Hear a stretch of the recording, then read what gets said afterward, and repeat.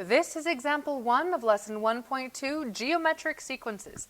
If the term geometric sequence sounds familiar to you, it's probably because you're thinking of recursive sequences, which we learned about in lesson 4.8 of the last book. Geometric sequences are a little bit different. In a recursive sequence, we had terms that we added to each time to get the next terms. In a geometric sequence, we are instead multiplying our numbers, our terms, to get our next terms. So instead of adding or subtracting, we are multiplying. So our goal here is to find the ratio of each geometric sequence. Ratio of a sequence.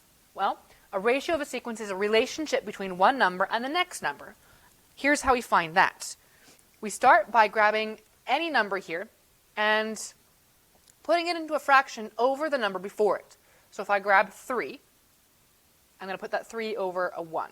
All right. And then I'm going to divide, because that's what a ratio is, a relationship between two numbers found by dividing.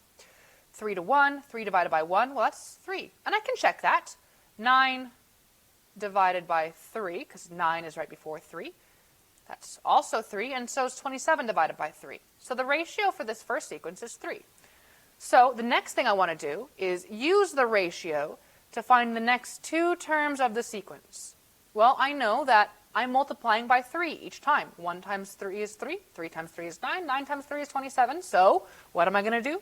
I'm going to multiply 27 by 3. 27 times 3, well, 3 times 20 is 60. 27 times 3 is 21. 60 plus 21 is 81. All right.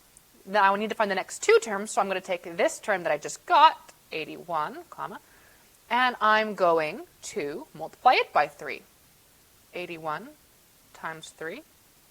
8 times 3 is 24, plus 3 times 1 is 3, so 243.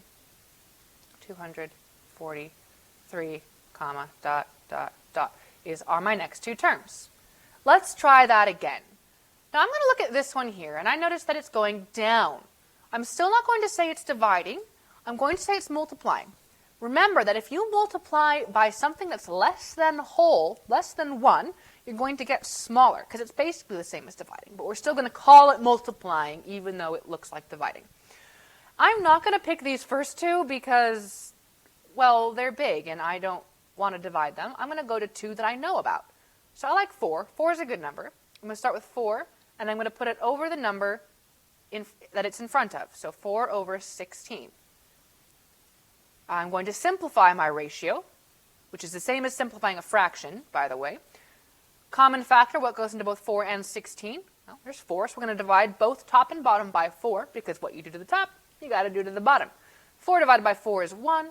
16 divided by 4 is 4. And I can't simplify that any farther, so my ratio is 1/4. 256 times 1/4 equals 64. If you need a hint about that, 256 times 1/4 is the same as, remember, 256 over 1, which equals 256 over 4, which is the same as 256 divided by 4, which is why multiplying by a fraction is the same as dividing. Anyway, so how am I going to find the next two terms in my sequence? By multiplying them by my ratio of 1/4. So 4 times 1/4, we just did this a second ago. Multiplying a fraction by a whole number, just stick that whole number over 1, multiply straight across. 4 times 1 is 4, 1 times 4 is 4. 4 divided by 4 equals 1. So the next number in my sequence, the next term is 1. And then I'm going to multiply that by 1/4. 1 times 1/4.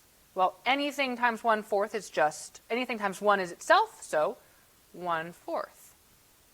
My next term is 1/4. And that's it.